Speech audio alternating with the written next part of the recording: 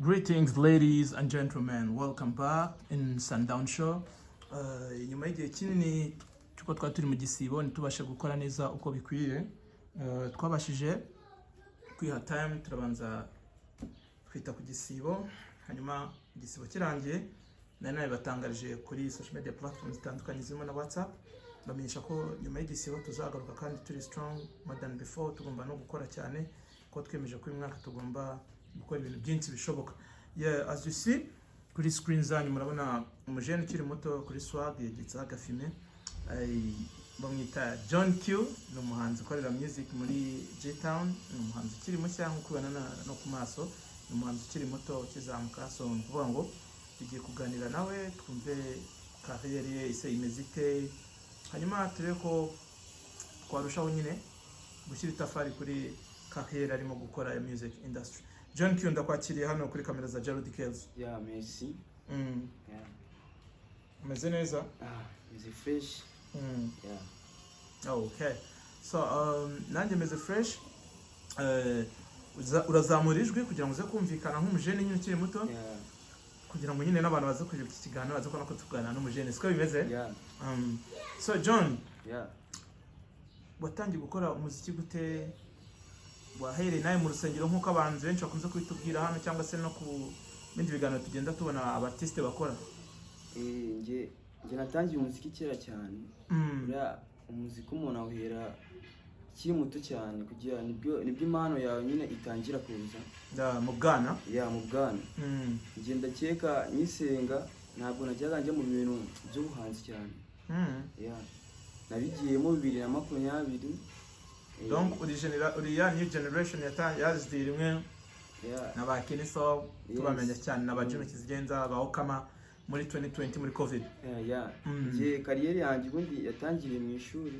Yego. Mu ishuri cyane nakunda kwitinya nyine. Nkunda kwitinya cyane kuko ndi umuntu abanyeshuri bajya imbere nyine bagiye kuririmba. Nge bamumagara njye imbere nkatinya pe byadanje nyine. Ariko abajama banje twahoranaga hafi aho ngaho baranye nyine banshyizemo icyizere barambwira ati ese ko witinya bazi wazagiye imbere mwana kiyo ugeze imbere ubwo wari ufite ko gushira. Okay. Yeah, nyine naje kwiyaminiya njyewe pe narabikoze.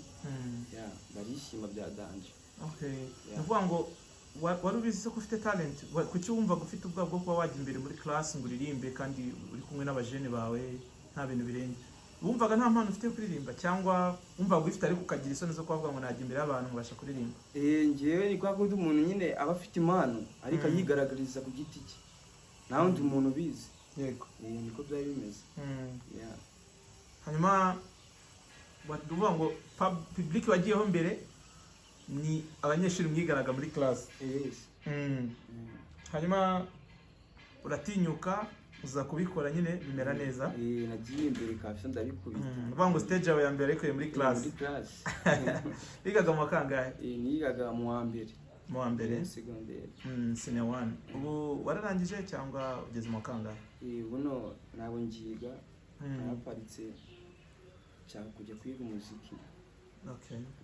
Wagarukiye mu kangahe? Nagarukiye mu wa kabiri ko hajemo risk nyine biba ngombwa ko negereza bambwiye ati tegereza igihe nikigera tuzakohereza ujye kwiga ku Nyundo. Ubu tegereje gukomeza amashuri ariko mu bintu ufitemo n'impano ukunda cyane ufata nka hobby. Yeah. Ukazumva ko uzakomeza ku Nyundo. Abantu ndakeka ishuri ryo ku Nyundo bararize hajya haca abahanzi benshi. Even till today hari abahanzi bakiri kujyayo nyine still kwiga y'umuziki. Yeah. John. Yeah. Indirimbo yawe ya mbere wayikoze muri 2020? Yeah. Muri studio ndimeste wawe uraza kuturirimbira ho kugira ngo n'abantu bayumve bumve kuko ni impano yawe. Indirimbo ya mbere nayikoreye muri P7 record. P7 record? Niyo bamfashe. Ni studio iba mu Byahi? Hari umanzi nigeze kwakira n'undi kiganiro twakoranye kitasohotse. Ariko yambwiye kuri studio n'impamvu mise umva ko mise nibuka na location y'ahantu iri. Ni studio warishiye baragufashe ko babona gufite talent, bari abantu wenda muziranye bakwizereramo cyangwa kugira ngo iyo ndirimbo ikorwe byagenze bite nyine? Baradufasha. Waje afasha abana Okay. Mfasha abana niko byatangiye nyine kugira ngo nisange muri studio. Kujya muri studio bwa mbere byarakoroheye cyangwa se byarakugoye nyine kumwe bavuga ngo imishya itera amababa? Muri studio buraragora cyane. Iyo ugezemo biragora cyane. Ni woro turangije music wari ugiye gukora. Biragora cyane. Okay, ni nk'iki cyakugoye bwa mbere jya muri studio wibuka ukumva nyine biri funny? Ushobora kugenda nyine uhanditse ingoma uyifite mu mutwe pe uyifite neza. Ukigeramo waririmba umurongo wa mbere wa kabiri. Wa gatatu ukakunanira. Sure. Ukawibagirwa gutya neza. Ariko nuye gusubiramo bwa kabiri. Nagiye mu kubikubita kabisa. Ubona ngo umaze kugira aka experience ko kwajya muri studio kaburi free. Hari abahanzi bakunda kujya gukora indirimbo bakaba bafite gang y'abantu bari buze ko bakeje nkuko ni munsi wazane na Legend First ku buryo nububa umva gukora ikiganiro hari ukumva nyine ugafeeling of home, umva ko nta kibazo. Nawe ugurwa no kujya muri studio wenyine cyangwa ukunda kuba uri muri studio ariko kumwe n'abantu mumenyeranye ku buryo ukora ufite vibe nyine ziri hejuru ku buryo n'ikintu uri gukora gisoka kimeze neza? Buri muhanzi agira umuntu umuhora hafi. Agira umuntu umuhora hafi. Njye rero ntabwo najya muri studio nzize mugenzi wanjye nyine tugomba kujyana. First Legend. Tugomba kujyana akaba hafi yanjye. Ni iyo style ya music ukora? Style? Nkora R&B. Ukora R&B? Okay. Hanyuma niba nta kibazo se turirimbire kuri iyo track nshyashya nyine wakoze muri 2020. Niba ari nariri kuri YouTube uze kutubwira n'amazina ukoresha kuri YouTube abantu bahita bahanyarukira. Turaza no kubaha link bajye kuyumva bumve koko niba ibintu ugiye kujya no kwiga ubimininga ku buryo bagusupportinga. Why not anatava n'umuntu akavuga ati wenda ngiye umwana namukunze reka mbashe kuba wenda nanamufasha. Bayita Tonight. Baby come on Ali mubita koranze ngogabanyirize doze. Today ubundi ni show, tonight paka kesho. Simfite ubwoba ninjye nawe urahora bamasayi. Nushaka icyo kunywa kumura ndagura. Natike ndishyura yego ndaramvunagura.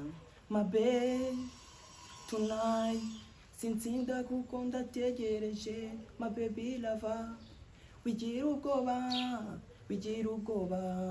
sinsinda kuko ndategereje. My baby lover wigira ubwoba so no fear kubyo ndibuze kukwereka kuko nge ndi loki nyereka formula baby winaniza fungurira ndaza nisanga iby'amasoni byose ndabitawuzu.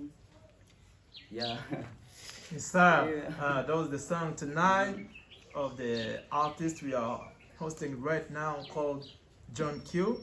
Umva ko nyine lyrics za lyrics zigezweho z'abajene b'iki gihe byataraza kurara vunagura ibintu nk'ibyo ngibyo. Ese John ufite imyaka ingahe bro? Ufite imyaka ingahe? Imyaka 19. Abajene b'iki gihe b'imyaka 19 basigaye baba bakuze cyane.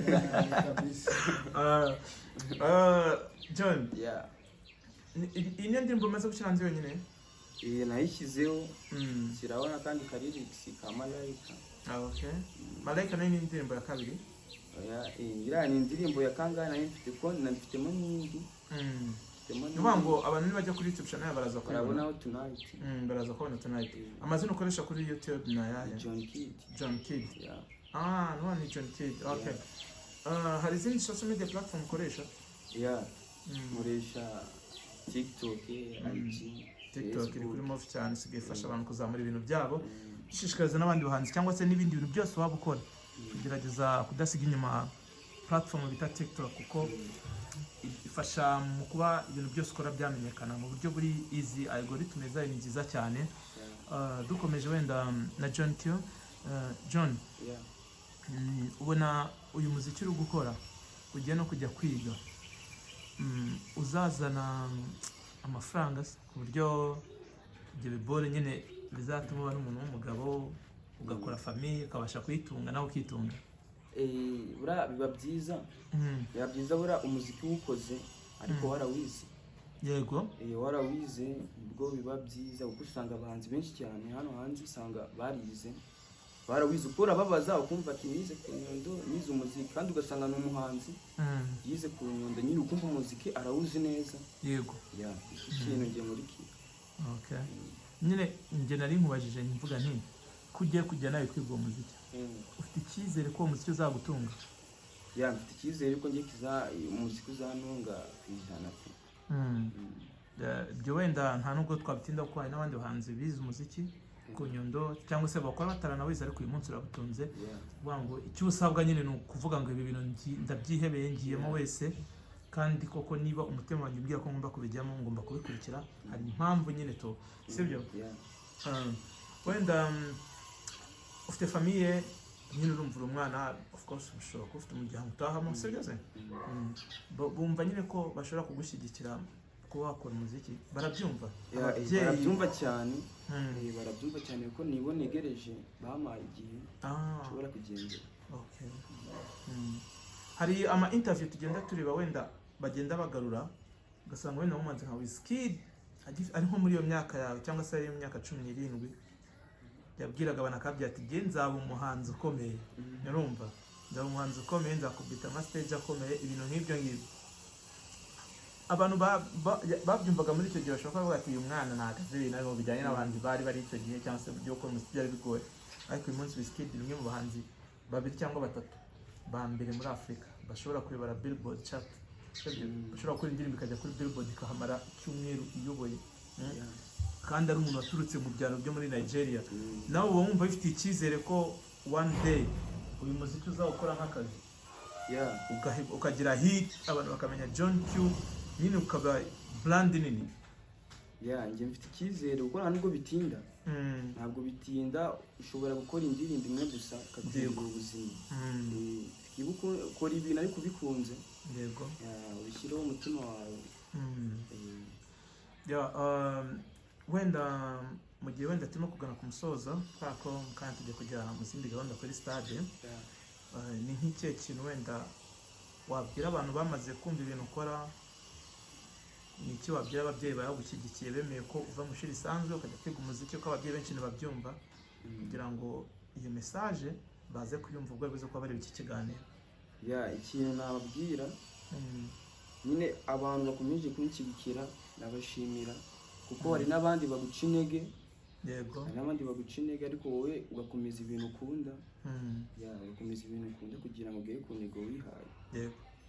Ndashimira ababyeyi ko bampaye igihe ndabizi, kandi icyo gihe nikigera bizakunda njye kwiga umuziki. Yego. Ko mfite isezerano yuko nyine nzajyayo. Nuko icyo gihe igihe kizaba kibonetse nyine cy'amahera amahera kigazabonekeye. School fees nitegerejwe. Ndesa so murumva ababyeyi ba John Q, inshuti abavandimwe mu supportinga aba appreciating avuga ati mwarakoze nyine gukomeza kumushyigikira, mukomeze mu supporting, mukomeze mushyigikire.